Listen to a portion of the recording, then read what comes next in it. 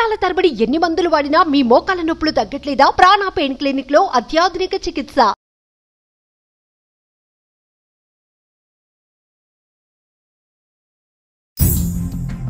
పట్టి నేను సమర్పించు అందమైన జీవితానికి స్వాగతం. నమస్తే కళ్యాణ్. నమస్తే జయ గారు, బాగున్నారా? బాగున్నానండి. కళ్యాణ్ గారు, ప్రతి వారము కాలర్స్ నుంచి ఒక సమస్యను తీసుకొని దానికి కొన్ని సలహాలు సూచనలు మీరు అందిస్తున్నారు. ఆన్ స్క్రీన్ జరుగుతుంది, ఆఫ్ స్క్రీన్ కూడా మీతో మాట్లాడాలి అనుకునే వారికి మీరు అవకాశం ఇస్తున్నారు, వాళ్ళతో కూడా మాట్లాడుతున్నారు. ఆ సమస్య పరిష్కారం అయిపోతుంది. కొంతమంది ఏమంటున్నారంటే ఈ సమస్యకి ఈ విధంగా పరిష్కారం చేస్తే బాగుంటుంది. ఆడియన్స్ నుంచి చాలా మంచి రెస్పాన్స్ వస్తా ఉందండి. మనకు రానటువంటి ఆలోచన, కొత్త కొత్త ఆలోచనలు, ఇలా కూడా చెయ్యొచ్చా, ఇలా కూడా చెయ్యాలి అని. అలానే మనకి కాల్ చేసే వాళ్ళు కూడా మీతో పర్సనల్ గా మాట్లాడాలని ఎక్స్పెక్ట్ చేస్తున్నారు. మీరు కూడా లక్కీలీ టైం ఇస్తున్నారు, సమస్య పరిష్కారం అవుతుంది. నిజంగా అది సంతోషించదగ్గ విషయం అనమాట. అయితే నాకు ఒక్కొక్కసారి కొన్ని కామెంట్స్ చూసినప్పుడు నా పర్సనల్ ఫీల్ అండి, నాకు అనిపిస్తున్న ఆలోచన అనమాట. ఎలాంటి కామెంట్స్ వస్తూ ఉన్నాయి అంటే వల్గర్ లాంగ్వేజ్, అంటే ఒక ప్రొఫెషనల్స్ని మాట్లాడే మాటల్లాగా కామెంట్స్ లాగా అనిపించట్లేదండి. కొన్ని సందర్భాల్లో బాధ కూడా అనిపిస్తూ ఉంది. ఇలాంటి కామెంట్సే కనుక రెగ్యులర్గా రిపీట్ అవుతూ ఉంటే ఎవరికైతే సమస్య ఉందో వారు ఇలాంటి వేదికల దాకా రాలేకపోతారేమో, వాళ్ళ సమస్యకి పరిష్కారం రాదేమో. ఎందుకు ఇలాంటి ఆలోచనలు చేస్తున్నారు అంటే కామెంట్స్ పెట్టేవాళ్ళు అంటే మనం చేసే ప్రతిదీ, మనమే కాదండి, ఎవరు చేసినా ప్రతిదీ అందరికీ నచ్చాలని లేదు, కానీ చెప్పే మార్గం ఒకటి ఉంటుంది కదా కళ్యాణ్ గారు, అది కొంచెం ఇబ్బంది అనిపిస్తా ఉందండి. మనందరికీ ఇబ్బందిగానే ఉంటుందమ్మా. అంటే కామెంట్ చేసేటటువంటి స్వేచ్ఛ హక్కు అనేది అందరికీ ఉన్నా కూడా అవును, ఒక వ్యక్తి కామెంట్ చేసే విధానం బట్టి వాళ్ళ సంస్కారం, వాళ్ళ ఆలోచన శైలి కూడా మనకు అర్థం అవుతుంది.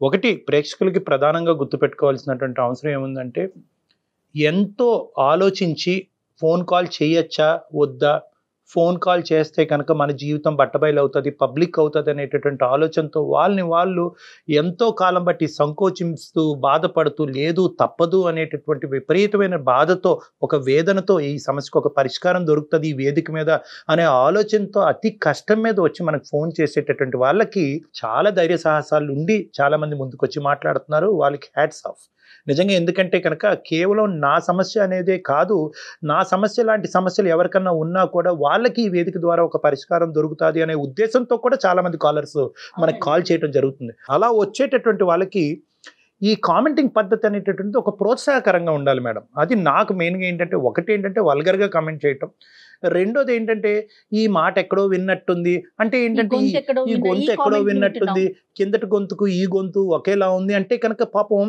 అది ఆ కామెంట్స్ చూసేటటువంటి ఆ బాధితులు ఎవరైతే కనుక అతి కష్టం మీద మనకు ఫోన్ చేస్తున్నారో వాళ్ళకి అనిపిస్తుంది ఇదంతా కూడా నేను చెప్పటం అనేటటువంటిది ఒక ప్రజలు ఒక డ్రామా కింద చూస్తున్నారా, దీన్ని ఒక సినిమా కింద చూస్తున్నారా, ఇది ఒక జీవిత గాథ, ఒక బాధ కింద చూడట్లేదా అనేటటువంటిది చాలా నిరుత్సాహజనకంగా ఉందమ్మా. అవునవును, ఎందుకంటే చాలా మంది ఇప్పుడు ఎవరైతే బాధితులు ఉన్నారో మనకు ఫోన్లో మాట్లాడుతున్నారు, పాపం ఇబ్బంది పడేవారు నాకు కాల్ చేస్తున్నారు, ఏంటి చేయగారు మేము మాట్లాడుతుంటే ఇలాంటి కామెంట్స్ వస్తున్నాయి అని. అంటే ఎందుకంటే ఛానల్ వైపు నుంచి రెస్పాన్సిబిలిటీ మందే కాబట్టి ఏం చెప్పాలో అర్థం కాని విషయం కాబట్టి ఈ విషయం ఇవాళ ప్రస్తావన దాకా తీసుకురావడం జరిగింది కళ్యాణ్ గారు. మంచిది.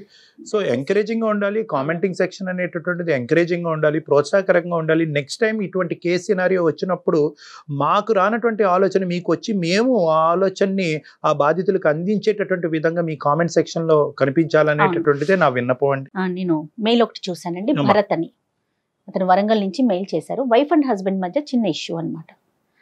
అది ఎక్కడ దాకంటే మనం రెగ్యులర్గా అనుకునేటట్టుగానే ఎవరికి వాళ్ళు వెళ్ళిపోదామా అనుకునే పరిస్థితికి వెళ్ళిపోయారు. సో భరత్ రెడ్డితో నేను మాట్లాడతానని చెప్పాను, ఈ రోజు కాల్ చేస్తానండి. ఒకసారి కాల్ చేస్తాను.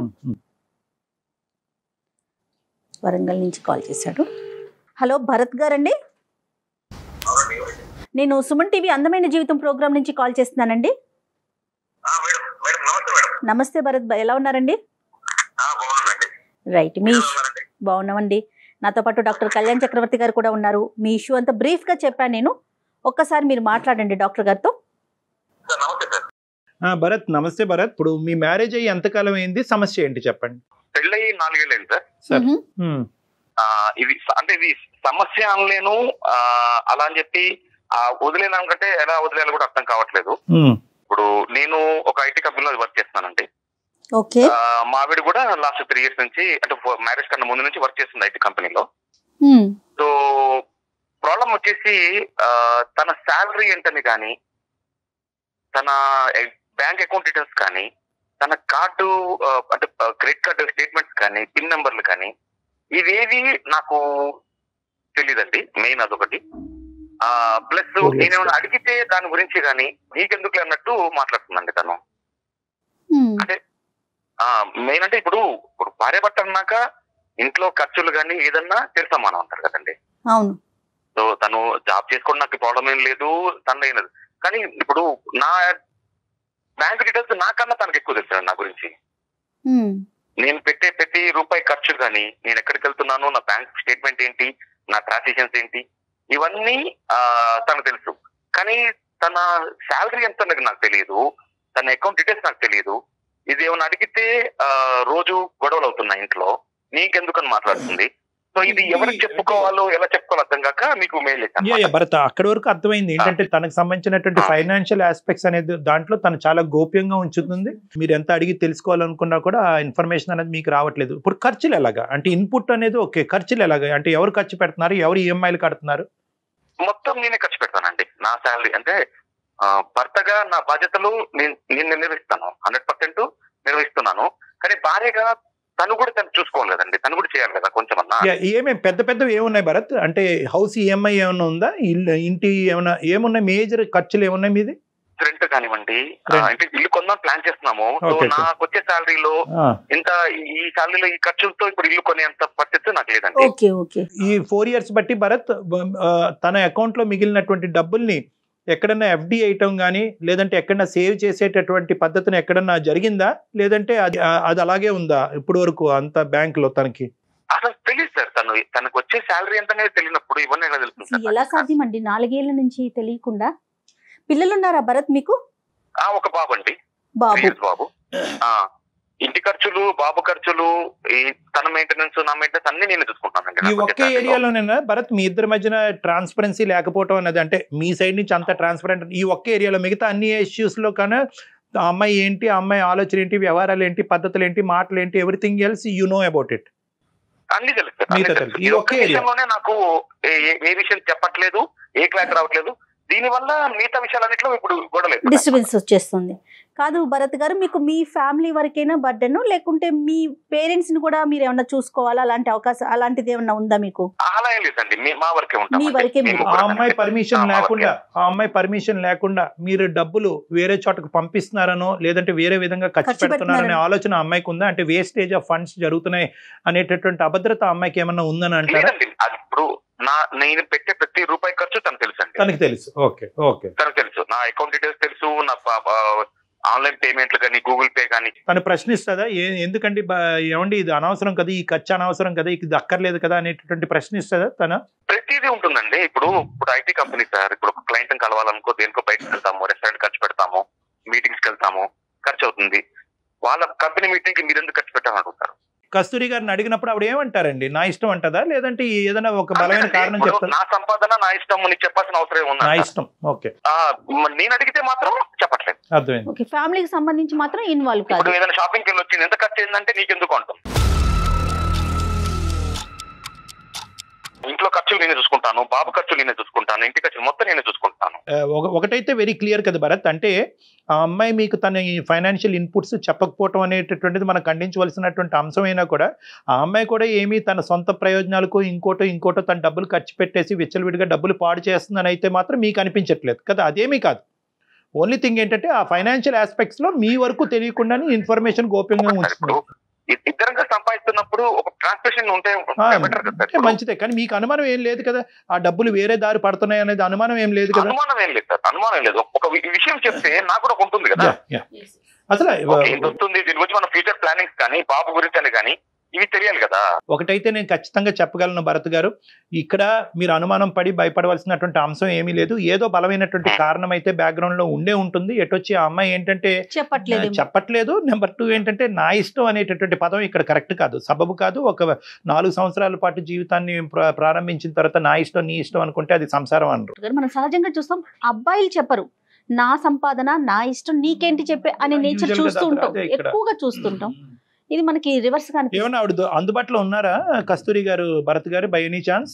అంటే ఇప్పుడు తను ఆఫీస్ లో ఉండొచ్చండి ఇప్పుడు ఉన్నదే. మరి డిస్టర్బ్ చేయకూడదు, పర్లేదా? మాట్లాడదామండి, ఇంకా కాల్ చేస్తాను. చేయండి. విషయం చెప్పండి భరత్. ఓకేనండి, సరేనండి. రైట్ మేము హోల్డ్ లో ఉంటాము, ఒకసారి చూడండి. ఓకేనండి, ఇప్పుడే కలిసి. ఇనీషియల్ లెవెల్లోనే దీన్ని ఒక నెగిటివ్గా మనం పొట్రే చేయటం అన్నది కరెక్ట్ కాదు మేడం. ఎందుకంటే బహుశా at the end of the day అమ్మాయికి ఇప్పుడు భరత్ గారు ఎలాగైతే వర్క్ హోమ్ అనేది ఉందో అమ్మాయికి కూడా వర్క్ హోమే. హలో హలో, ఎక్కడున్నావు? ఆఫీస్ లో ఉన్నా. ఒక 5 minutes మాట్లాడాలి, ఫ్రీ ఉన్నావా? లేదు, ఎందుకు? కొంచెం మాట్లాడేది ఉంది, దాని గురించి ఎందుకు చేస్తాను కాల్? లేదు, నాకు వర్క్ ఉంది ఇప్పుడు. నాకు వర్క్ ఉంది, తర్వాత మాట్లాడతా. ఒక్క 5 minutes అప్ప, వేరేం లేదు, ఒక 5 నిమిషాలు. ఓకే, వెయిట్, నేను బయటకు వచ్చి మాట్లాడతా.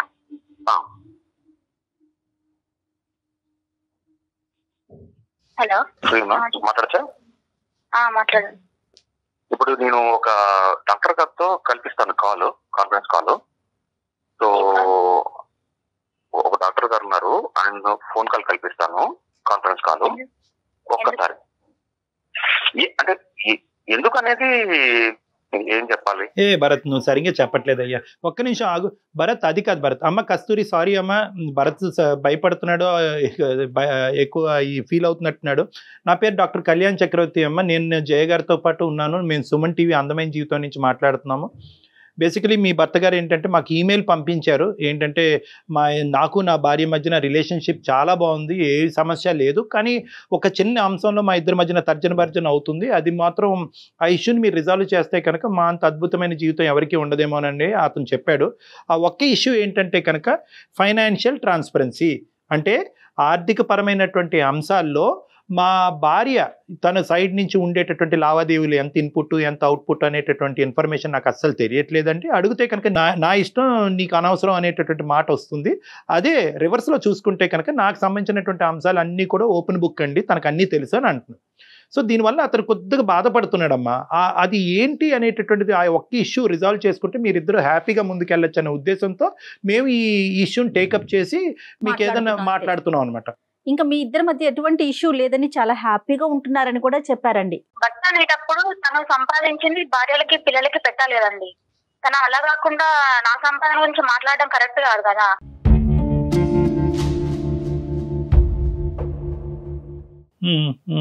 కాదు కస్తూరి, ఇప్పుడు నేను సంపాదిస్తున్నాను కరెక్టే, కానీ నువ్వు కూడా సంపాదిస్తున్నావు కదా. ఇప్పుడు ఇద్దరు సమానం ఖర్చు పెట్టాలి కదా. ఇద్దరు సంపాదిస్తున్నప్పుడు ఒక ఇంటికి ఇద్దరం కలిసి ఖర్చు పెట్టాలి కదా. అందుకే వచ్చినప్పుడు నాకు ఏదైనా అవసరం వచ్చినప్పుడు ప్రపంచాన్ని అడగాలంటే నేను అడగలేను కదా. ఇప్పుడు అడగడం ఏమిటి కస్తూరి? ఇప్పుడు నాకేమన్నా ఇప్పుడు ఇంట్లో అవసరం పడింది అనుకో, నీకు పని చేయాలంటే ఇంట్లో నాకు ఆకలిస్తుంది అనుకో, అన్నం పెట్టమని అడగట్లేదా? ప్రతిసారి మిమ్మల్ని అడుకోవాలంటే కష్టం అండి. నా సంపాదన నాకే ఉంది కాబట్టి నేను ఈ డిస్కషన్ కూడా నువ్వు పెట్టకూడదు అసలు ఇలా ఫోన్ చేసి. కాదు, తప్పుగా అనుకోకమ్మా. ఏదన్నా ఒక ఇష్యూ రిజాల్వ్ చేద్దామన్న మంచి ఉద్దేశంతోనేనమ్మా మేము ముందుకు వచ్చింది. చాలా కొన్ని వేల కాల్స్ ఉంటే కనుక మీరు సెలెక్ట్ చేసి భరత్తో మాట్లాడటం జరుగుతుంది. చెప్పమ్మా, ఫ్రీగా డిస్కస్ చేసుకోండి, మీ ఇంట్లో ఎలా మాట్లాడుకుంటారో. అతను బేసికలీ ఒకటే కస్తూరి అమ్మ, కస్తూరి ఇక్కడ 2 ఆస్పెక్ట్స్. ఫస్ట్ ఆస్పెక్ట్ క్లియర్ అయిన తర్వాత సెకండ్ ఆస్పెక్ట్ మాట్లాడుకుందాం. మొదటి అంశం ఏంటంటే సంపాదన గురించి, భార్య సంపాదన గురించి భర్తకి సంపాదన గురించి భార్యకి తెలియవలసినటువంటి అవసరం ఉందా లేదా, ఇది నెంబర్ 1. నెంబర్ 2 ఏంటంటే కనుక ఎవరు ఎంత కాంట్రిబ్యూట్ చేస్తారు, ఎవరు ఎంత ఖర్చు పెడతారు, దాని సంగతి తర్వాత మాట్లాడదాం. దాని తర్వాత ఇక్కడ ఫస్ట్ ఆఫ్ ఆల్ ఏంటంటే ఖర్చులు, ఇన్పుట్, అవుట్పుట్. అసలు ఈ ఫస్ట్ ఫ్యాక్టర్ గురించి చెప్పడానికి నీకేంటి ఇబ్బంది? ట్రాన్స్పరెన్సీ ఎందుకు లేదు? అతని శాలరీ గురించి నీకు తెలిసినప్పుడు, అతని ఖర్చుల గురించి నీకు తెలిసినప్పుడు, ఏ ఖర్చు ఎంత పెడుతున్నాడు అనేది ప్రశ్నించేటటువంటి హక్కు నువ్వు తీసుకున్నప్పుడు నీ గురించి అతను తెలుసుకోవటంలో తప్పేంటి? ఫస్ట్ ఇది క్లియర్ చేయి నాకు. నీ ఫైనాన్షియల్ ఆస్పెక్ట్ గురించి భరత్ గారు తెలుసుకోవాల్సినటువంటి దాంట్లో ఎందుకు సంకోచిస్తున్నావు? Why are you not transparent? ఎందుకు చెప్పట్లేదు? అదొక్కటి చెప్పు. చెప్తే ఏమైనా ప్రాబ్లం వస్తుందనా? ప్రాబ్లం అంటే ఇప్పుడు తను చేసుకున్నది ఎందుకండి? మమ్మల్ని చూసుకోవడానికే కదా సార్.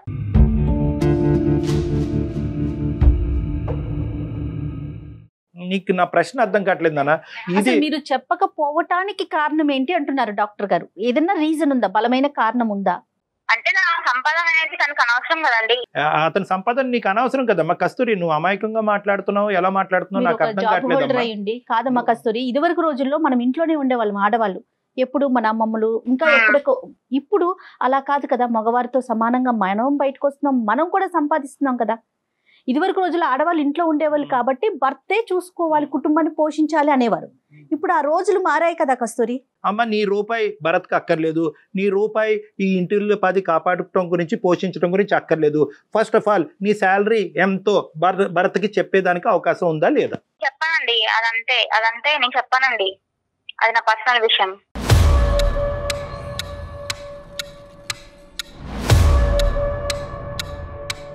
పర్సనల్ కస్తూరి నాకు అర్థం కాదు. నాతో అదే చెప్తావు ప్రతి విషయంలో. నేను చెప్పాను, నేనైతే చెప్పాను అంతే.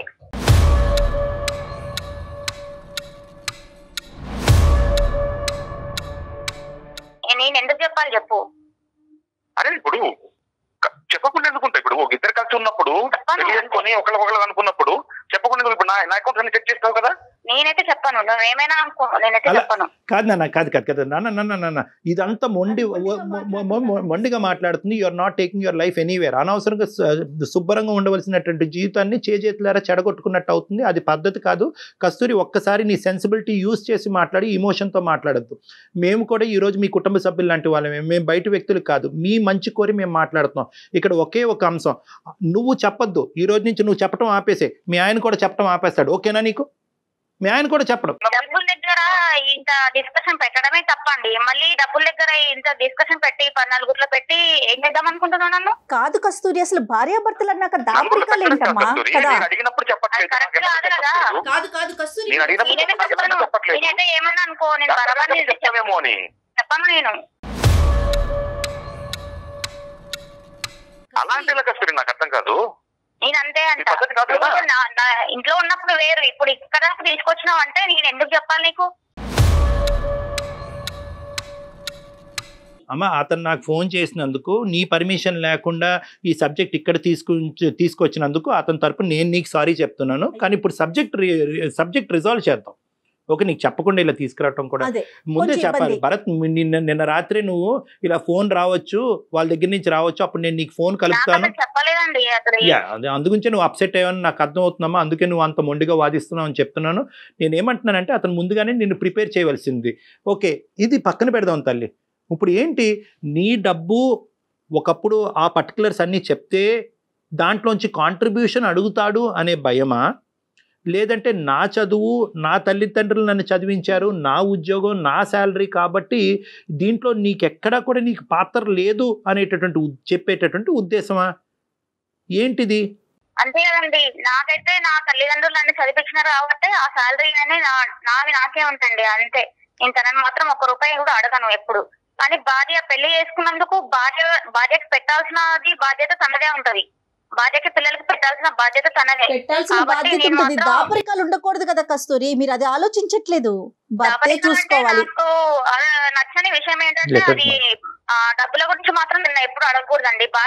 భార్యని చూసుకోవాల్సిన తనే కాబట్టి తనే పెట్టాలి అంతే అండి. నేనైతే ఎప్పుడు ఈ టాపిక్ మాత్రం ఎప్పుడు డిస్కషన్ చేయొద్దు అనుకున్నా, మళ్ళీ ఇక్కడ దాకా తీసుకొచ్చింది ఇది.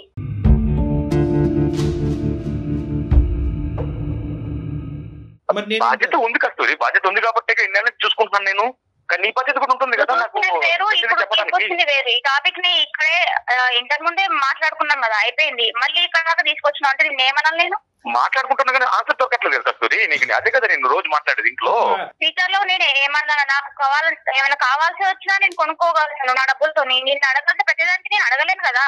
మీరు బ్యాచిలర్స్ కాదు కదమ్మా కస్తూరి. నీకేం తక్కువ చేశానని? ప్రతి ఒక్కటి నేను అడగాలంటే అన్ని తక్కువ చేసావు నువ్వు. నాకు అన్ని తక్కువ చేసావు అంతే, ఏం లేదు. నా సంపాదన నాకు ఉండాలి, నా సేఫ్టీ నాకు ఉండాలి అంతే. కాదు కస్తూరి, ఒక విషయము, పోయిన లాక్డౌన్ మూమెంట్ లో వర్క్ ఫ్రమ్ హోమ్ చేసినప్పుడు జీతం సగం పట్టా గానీ నువ్వు అకౌంట్ 1 రూపాయి ఇచ్చావా నాకు?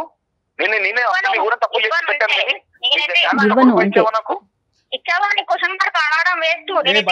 భరత్, ఇవ్వటం మాట చాలా దూరం విషయం అయ్యా. నువ్వు ఇవ్వటం గురించి వదిలేసే. ఇవ్వటం అమ్మాయి కాంట్రిబ్యూట్ చేయాలని అనుకోవట్లేదు క్లియర్ కట్ గా. అట్లీస్ట్ ఏంటంటే, ఇది నేను అమ్మాయికి ఏం అర్థం అయ్యేటట్టు ట్రై చేస్తున్నానంటే, ఇది ఒక సెల్ఫ్ రెస్పెక్ట్ సంబంధించినటువంటి ఒక అంశం. అంటే భర్త యొక్క శాలరీ తెలుసుకున్నటువంటి భార్య, నా శాలరీ చెప్పటం నీకు అనవసరం ఆ ఫైనాన్షియల్ ఆస్పెక్ట్ నీకు అనవసరం అంటే కనుక ఇది ఒక గౌరవానికి సంబంధించినటువంటి అంశం. ఓకే, దాని వెనకతలో ఒక బలమైనటువంటి కారణం ఉందనుకోండి. చాలామంది భార్యలు నా దగ్గరికి వస్తూ ఉంటారు, ఏమో చెప్పొచ్చు కదా మీ ఆయనకంటే, ఎందుకు సార్ రేపటి నుంచి నన్ను హింస పెడతాడు, బాధ పెడతాడు, మందు బాటలు కొనుక్కొని వచ్చి ప్యాకెట్ ఆడి తందనాలు ఆడతాడు సార్, అందు గురించి నాకు ఏమీ రాలేదు, నేనేం చేయట్లేదు, లేదంటే వచ్చిన డబ్బులు ఎక్కడో తాకట్టు పెట్టానని చెప్తే కనుక పోతుంది కాబట్టి నేను చెప్పనండి అంటారు. సో ఇక్కడ కూడా మేము ఏమంటున్నామంటే, మీ భర్తకి ఎటువంటి అలవాట్లు లేవు, మీ భర్త ఏమి ఇప్పుడు నీ జుట్టు పట్టుకునో నిన్ను థ్రెట్ చేసో నీ డబ్బులు ఇక్కడ కాంట్రిబ్యూట్ చేయాలనేటటువంటి అంశం గురించి అతను ప్రస్తావించట్లేదు. మాకు ఫోన్ చేసినప్పుడు కానీ మా ఈమెయిల్లో కానీ ఎంత ఖర్చు అంతా నేను ఖర్చు పెడతానని అన్నాడే కానీ నా భార్య కాంట్రిబ్యూట్ చేస్తే బాగుంటుంది అనేటటువంటి సబ్జెక్ట్ అందులో లేదు. మెయిన్ ఏమన్నాడంటే ఎందుకు ఈ దాపరికం అడిగేవాళ్ళు కాదు కదా, నేను జాబ్ చేయకుండా ఖాళీ ఉంటే ఇంత డిస్కషన్ రాకపోయేది, ఇక్కడ వరకు కూడా రాకపోయేది కదండి.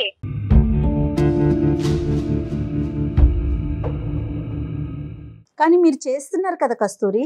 ఇప్పుడు మీకు పెళ్లి కాలేదనుకుందాము, ఇంట్లో ఉంటారు, తల్లిదండ్రులకి చెప్పరా మీ డీటెయిల్స్ ఏమి, మీరు ఎక్కడికి వెళ్తున్నారు, ఎంత సంపాదిస్తున్నారు, ఎంత సేవ్ చేస్తారు? చెప్తామండి, తనంటే భర్త కాబట్టి తనే చూసుకోవాలి ప్రతి ఒక్కటి, ఆ రెస్పాన్సిబిలిటీ అనేది తనకు ఉన్నది. కాదు కస్తూరి, ఒకసారి ఆలోచించండి, తను చూడను అనట్లేదు. She's thinking that that area of our life is exclusive. అది తనకి సంబంధించింది, తన వాళ్ళ తల్లిదండ్రులు పడినటువంటి కష్టానికి వచ్చినటువంటి ప్రతిఫలం కాబట్టి ఆ అంశానికి సంబంధించినటువంటి ఇష్యూ ఎవరికి తెలియక్కర్లేదు అనే ఒక బలమైనటువంటి బీజం ఈ అమ్మాయి బ్రెయిన్ లో పడింది.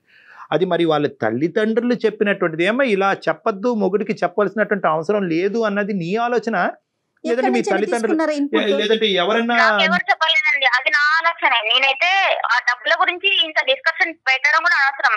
తనకి ఇంత సాలరీ వస్తే నాకు ఇంత చూసుకోవడం, నా ఫ్యూచర్ గురించి ఆలోచించడం, అదొకటే చేయాల్సిన పని. నా డబ్బుల గురించి డిస్కషన్ పెడుతుందంటే స్టార్టింగ్ నుంచి నాకు అసలు నచ్చట్లేదండి ఈ విషయం మాత్రం. అసలు నీకు నచ్చట్లేదమ్మా? అదే అర్థమవుతుంది, అది ఒక్క సబ్జెక్ట్ బాగా అర్థమవుతుంది. నీకు నచ్చట్లేదు, ఫోన్ కాల్ ఇలా రావటం నచ్చట్లేదు, నా డబ్బుల గురించి మాట్లాడటం నచ్చట్లేదు, నేను ఖర్చు పెట్టను అనే అంశం పబ్లిక్ చేయటం అన్నది నచ్చట్లేదు. నీకు నచ్చినటువంటి అంశాలే చెప్తున్నావు కానీ ఎందుకు నచ్చట్లేదు అన్నది చెప్పట్లేదు. మీరు ఇప్పుడు ఇదే సబ్జెక్టు మీ అమ్మ నాన్న కూడా ఇక్కడ మా ఎదురు బదురే ఉన్నారని అనుకోండి, అమ్మ నాన్న ఎదుర్కొంటే చెప్తాం, ఏమమ్మా రెస్పాన్సిబిలిటీ కదండి, బాధ్యత చేసుకున్న వాళ్ళు వాళ్ళే చూసుకోవాలనేది బాధ్యత. మళ్ళీ రిటర్న్ మమ్మల్ని అంటే ఆడపిల్లల్ని అడగడం అవసరం అసలు కరెక్ట్ కాదు కదండి. అది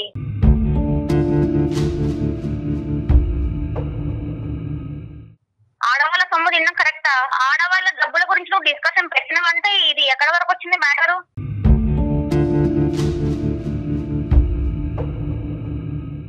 నానా భరత్, మీ ఆవిడ వ్యవహారం వెనక నుంచి ముందుకైనా, ముందు నుంచి వెనకైనా ఒకే సబ్జెక్ట్ వస్తుంది. ఆవిడ దగ్గర నుంచి ఇంకో రెస్పాన్స్ రావట్లేదు. ఏంటంటే కనుక సింపుల్ ఒకటే లైను.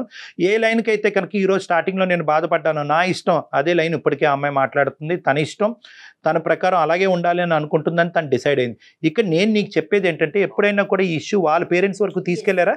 లేదు సార్, ఇది ఇంటి వరకే ఉందండి. Bharat, okay, I know your broad mindedness, మీ సెన్సిటివిటీస్ని అర్థం చేసుకుని మీరు ముందుకు వెళ్తున్నారు. ఇప్పుడు మనకు కావాల్సింది ఏంటంటే, ఈవిడ దగ్గర నుంచి ఒక సమాధానం రాబట్టాలి అనే ఆలోచన మీకుంటే కనుక బహుశా అది వాళ్ళ తల్లిదండ్రులతో డిస్కస్ చేయండి.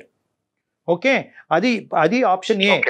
ఆప్షన్ బి ఏంటంటే, లేదు వాళ్ళ తల్లిదండ్రులకి చెప్పటం వల్ల ఇది చిలికి గాలివాన్లాగా అవుతుంది, ఈ ఒక్క ఏరియాలోనే మా ప్రాబ్లమ్స్ కాదు, ఇప్పుడు మొత్తం ఏరియాస్లో అన్ని ప్రాబ్లమ్స్ వస్తాయి, డాక్టర్ గారు మీ సలహా కరెక్ట్ కాదు అని మీకు అనిపిస్తే కనుక ఈ సబ్జెక్ట్ ఇక్కడితో మర్చిపోండి. అంతకంటే ఏమీ లేదు. ఏంటంటే ఈ ఒక్క ఏరియా అన్నోన్ ఫ్యాక్టర్ కింద నాకు ఉండిపోయింది, మిగతా ఫ్యాక్టర్స్ అన్నిటిలో నాకు అంత క్లారిటీ ఉంది. నా వైఫ్ కరెక్ట్, బాబును కరెక్ట్గా చూసుకుంటుంది, ఇంటిల్లు 10 వ్యవహారాలు కరెక్ట్గా చూసుకుంటుంది, విచ్చలవిడిగా ఖర్చులు అయితే లేవు. సో ప్రతి రూపాయి ఆ అమ్మాయి సంపాదించే దాంట్లో ఒక పావులా ఖర్చు పెట్టినా కూడా ఒక 75 పైసలు అయితే కనుక బ్యాంక్ అకౌంట్లోనే ఉంటున్నాయి. కాబట్టి అవి సేవింగ్స్ అనుకుని ఆ సబ్జెక్ట్ గురించి ఆ అమ్మాయిని పదే అడగకుండా అక్కడి నుంచి సమాధానం కూడా రాదు. కాబట్టి ఇలా కాంప్రమైజ్ అవ్వండి అని నేను చెప్తున్నా. రెండిట్లో ఈ రెండే ఆప్షన్స్. ఒకటి ఏంటంటే, ఆ ఇన్పుట్ అన్నది నాకు రాదు, అది క్లోజ్డ్ డోరు, అక్కడి నుంచి ఇన్పుట్ రావాలి అని అనుకున్నప్పుడల్లా, ఆ అమ్మాయి ఒత్తిడి మీద పెట్టినప్పుడల్లా, ఈ అమ్మాయి ఇలా మొండిగా మాట్లాడినప్పుడల్లా మీ ఇద్దరి మధ్యన ఒక గొడవ కాస్త 10 గొడవల కింద మాట్లాడడానికి అవకాశం ఉంది. ఇది ఒక ప్రాబ్లము. సో ఆ ఏరియా మూసేసి ఆ 75 పైసలు బ్యాంకులోనే ఉండి, అది రూపాయి పెరిగి పెద్ద అయినప్పుడు ఆ సేవింగ్ కాస్త ఎప్పటికైనా కూడా మీ కుటుంబానికి, మీ కొడుకే కాబట్టి అది ఎప్పుడో ఉపయోగపడుతుంది అన్నట్టు ఆ ఏరియాలో మీరు కళ్ళు మూసుకుని ఉండటం అనేది ఒక కాంప్రమైజ్. లేదు, ఈ ఒక్క విషయం తెలియకపోతే నాకు నిద్ర పట్టట్లేదు, నా ఊపిరి సలపట్లేదు, నేను ఉక్కిరి బిక్కిరి అవుతున్నాను అనుకుంటే కనుక ఇంకో దారి ఏంటంటే, పేరెంట్స్తో పాటు కూర్చుని ఒక సంప్రదింపుకి వచ్చి ఒక ఆలోచన. అదేంటంటే ఇటువంటి వాళ్ళతో, అంటే మీ వైఫ్ లాంటి వాళ్ళతో, కస్తూరి లాంటి వాళ్ళతో ఏంటంటే, ఇదిగో ఇప్పుడు ఇదే ప్రాబ్లం, ఇష్యూ ఎప్పుడైతే కనుక మీ ఇద్దరి మధ్యన ఉంటుందో అది చిన్నగా ఉంటుంది. వాళ్ళు మారరు, మనం వేరే వాళ్ళు సంప్రదిస్తే కనుక అది ఇంకా పెద్ద తప్పుగా అయ్యి ఇంత కాస్త తప్పు కాస్తే ఇంత తప్పు అవుతుంది. సో అప్పుడు ఏమవుతుందంటే మనస్పర్ధలు వస్తాయి.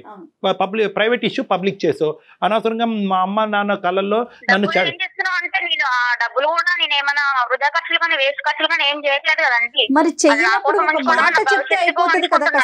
అమ్మ అతను ఫోన్ పేలు అతను గూగుల్ పేలు గురించి తెలుసుకున్న దానివి ఇదిగోండి నా ఖర్చు ఇది నా సంపాదన అని ధైర్యంగా చెప్పమ్మా. అది నీ మొగుడికి ఇచ్చే రెస్పెక్ట్ అమ్మా, అది నీ మొగుడికి ఇచ్చే రెస్పెక్ట్, అది గౌరవం, అది మర్యాద. అది రెస్పెక్ట్ కూడా పోగొట్టుకున్నాను. అంటే ఊరికే మనీ గురించి డిస్కషన్ చేస్తుంటాడు ప్రతిసారి కూడా. మీరు చెప్పట్లేదు కాబట్టి డిస్కషన్ చేస్తున్నారేమో, ఆలోచించండి. ఒకటి కస్తూరి జాగ్రత్తగా గుర్తుపెట్టుకో, సమాధానం కరెక్ట్ లేకపోతే 10 ప్రశ్నలు వస్తాయి. ప్రశ్నకి కరెక్ట్ గా సూటిగా సమాధానం చెప్పగలిగేటటువంటి దమ్ము ధైర్యం ఉంటే కనుక నువ్వు చెప్పు, ఇది transparent, this is an open book అని నువ్వు చెప్పు. మీ ఆయన నీకు ఎలా అయితే చెప్తున్నాడో అలా చెప్తాం. నేను కూడా అంతే అంటున్నాండి, నా భవిష్యత్తుకి నా పిల్లల భవిష్యత్తుకి నేను చూసుకుంటున్నాను. నా పర్సనల్ మనీ అనేది నాకు అంతే, అది నా భవిష్యత్తులో నా పిల్లలకి నాకు సమస్య కాబట్టి నేను అలా అంచుకుంటున్నానండి. నీకు ట్రైనింగ్ చేయడం చాలా కష్టం, కానీ నా మాట విను. మీ ఆయన నేను ఏదైతే చెప్పాను అదే. అమ్మా ఇంత మాట్లాడినటువంటి భరత్ ఒక్క మాట అంటే కనుక నువ్వు ఎక్కడ పోతావో ఆలోచించు. ఒక్క మాట అనలేదు. ఈ రోజు నుంచి నా ట్రాన్సాక్షన్స్ గురించి కూడా నీకు చెప్పను. ఈ రోజు నా డబ్బులకి నీ డబ్బులు నువ్వు ఎలా ఖర్చు పెట్టుకుంటున్నావు, నా డబ్బులకి నేను ఖర్చు పెట్టుకుంటాను, ఇంటి అద్దె ఎవడు కట్టుకుంటాడు చూసుకుందాం అని ఒక్క మాట అంటే కనుక ఏమవుతుందో చెప్పు. నీ ప్రశ్నకి ఇంత మాట్లాడగలవు నువ్వు? ఆయన బాధ్యత అంటుంది. ఇంత మాట్లాడగలవా? బాధ్యత ఏంటమ్మా? బాధ్యత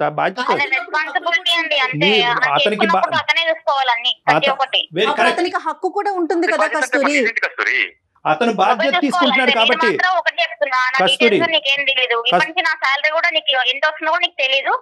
నేను ఒక్క మాట మాత్రం నువ్వు అర్థం చేసుకో. నేనేమంటున్నానంటే బాధ్యత అతను తీసుకుంటాడు. అతనికి గౌరవం ఇచ్చేటటువంటి మినిమం కామన్ సెన్స్ నీకుందా? నీ భర్తకి గౌరవం ఇచ్చే కామన్ సెన్స్ ఉందా? గౌరవం ఇచ్చే కామన్ సెన్స్ ఉంటే కనుక మొత్తం అన్ని ఇచ్చానండి. అంత పోగొట్టుకున్నట్టనే ఇప్పుడు డబ్బుల గురించే డిస్కషన్ ఇక్కడ దాకా వచ్చింది. ఓన్లీ డబ్బుల వల్లనే పోగొట్టుకున్నాడమ్మా కస్తూరి. మిగతా విషయాల్లో బానే ఉంటారా అతను భరత్? మిగతా విషయాల్లో బానే ఉంటారండి. ఊరికి సాలరీ గురించి ఎంత వస్తుంది ఏంటి ముందుకెళ్ళి మీరు చెప్పలేరా? అంటే చెప్తావు, అన్ని ఖర్చులు చూసుకోవాలంటే తను నాకు ఫ్యూచర్ కోసం నేను ఉంచుకుంటాండి. నీ భర్త కాదా? నీ బిడ్డ కాదా? నీది నాది కాదమ్మా, నా మాట ఇది మనది అని అనుకున్నప్పుడే మీరు అందరూ సంతోషంగా ఉండగలరు. కస్తూరి నువ్వు ఏదో ఆలోచించకుండా మాట్లాడుతున్నావు. డాక్టర్ గారు ఆల్రెడీ మీకు సారీ చెప్పారు, మీకు చెప్పకుండా కాల్ చేసినందుకు. మరోలా భావించకండి, ఈ ఇష్యూని మళ్ళీ తీసుకోకండి. ఓకే కస్తూరి, థ్యాంక్ యూ అండి. భరత్ గారు ఒకసారి ఆలోచించండి. డాక్టర్ గారు చెప్పిన ఒక 2 పరిష్కారాలు మీకు సూచించారు, చూడండి. ఇప్పుడు కూడా పర్లేదు భరత్. ఇప్పుడు ఏంటంటే అమ్మ కస్తూరి ఏమన్నా ఇంకో సెకండ్ థాట్ ఉందా? అదే మాట అంతే అండి. ఇంకా నేనైతే ఆ డబ్బుల గురించి మాట్లాడితే మాత్రం నేనేం మాట్లాడదలుచుకోలేదు, నేనైతే చెప్పను అంతే. సరే తల్లి, ఇంకా నేనేం మాట్లాడినమ్మా. ఇది ఏంటంటే నీ సంస్కారం, మీ తల్లిదండ్రులు పెంచిన విధానం, నీ బాధ్యతలు ఎప్పటికైనా కూడా నీకు అర్థం కావాలి అనే దేవుడికి ప్రార్థిస్తూ మేము సెలవు తీసుకుంటున్నామమ్మా. నేను మాత్రం ఇక్కడ సజెషన్ భరత్ మాకు చేశాడు కాబట్టి భరత్కి మేము చెప్పే సజెషన్ ఏంటంటే ఈ 2 ఆప్షన్స్ ఆర్ అవైలబుల్ భరత్. ఆ పాయింట్ నీకు ఎప్పటికీ రాదు అని కాంప్రమైజ్ అవటమా, లేదంటే తల్లిదండ్రుల ముందు పంచాయతీ పెట్టటమా? మొదటిది ఒక సెకండరీ థాట్, అది పెద్ద పట్టించుకోవద్దు, కొంతకాలం వదిలేసేది. ఎందుకంటే తల్లిదండ్రుల వరకు వెళ్తే కనుక ఈ అమ్మాయి ఇంకా విపరీతంగా ప్రవర్తించే అవకాశం ఉంది. కాబట్టి అట్లీస్ట్ ఆ ఏరియా టచ్ చేయకుండా మిగతా ఏరియాస్ చూస్తూ ఆనందిస్తూ ముందుకెళ్ళటమే జీవితం అన్నట్టుగా భావించు Bharat, please. Thank you Bharat, thank you very much for your time. Right అండి, రైట్. ఇప్పటి వరకు ఇన్ని కాల్స్ మాట్లాడాం మనం కళ్యాణ్ గారు. ఎక్కడికో చోట ఏదో ఒక పాయింట్ లో కాంప్రమైజ్ చేయగలిగాం. మనం ఈ అమ్మాయిని చేయలేకపోయాం. చూసారా, తను ఒక లైన్ పెట్టుకుంది, దాని నుంచి ఇటుగాని అటుగాని కదలట్లేదు. మళ్ళీ మిగతా విషయాలు బాగుందని చెప్తున్నాడు చూడండి అతను. మేబీ ఏంటంటే తనకు ఒక ఫైనాన్షియల్ పరమైనటువంటి ఇన్సెక్యూరిటీ చిన్నప్పటి నుంచి చూసిందేమో అని నాకు అభిప్రాయం అమ్మా. సో బ్యాక్గ్రౌండ్ లోకి వెళ్తే కనుక బహుశా మనం ఇంకా టైం సరిపోలేదు, కానీ బ్యాక్గ్రౌండ్ లోకి వెళ్తే కనుక తల్లిదండ్రులు డబ్బుల విషయంలో ఎంత జాగ్రత్తగా ఉండాలి, మన డబ్బుని మనం ఎలా కాపాడుకోవాలి అనేటటువంటి ఇంగ్రీడియంట్ ఈ అమ్మాయి బ్రెయిన్ లో బాగా బీజం వేసినట్టున్నారు. అందుగురించి నేను ఏమంటున్నానంటే ఆ ఆప్షన్ కూడా ఇచ్చాను. బహుశా ఇక్కడ రానటువంటి నిజాలు తల్లిదండ్రుల ముందు కూర్చుంటే కనుక ఆ నిజాలు వస్తాయేమో అని అంటున్నాను. అది బహుశా భరత్ జాగ్రత్తగా ఆలోచించుకుని ఆ విషయంలో ఒక నిర్ణయం తీసుకుంటే మంచిదమ్మా. రైట్ అండి, thank you so much Kalyan. అందమైన జీవితం సమర్పిస్తున్నవారు 49 అంటే సంతోషం, 49 అంటే సంతానం. సమర్పిస్తున్న వారు అనిల్ నాయర్ క్లాసెస్. సులువైన పద్ధతిలో ఆన్లైన్ కోచింగ్ ద్వారా అత్యుత్తమ విద్యాబోధన అనిల్ నాయర్ ప్రత్యేకత.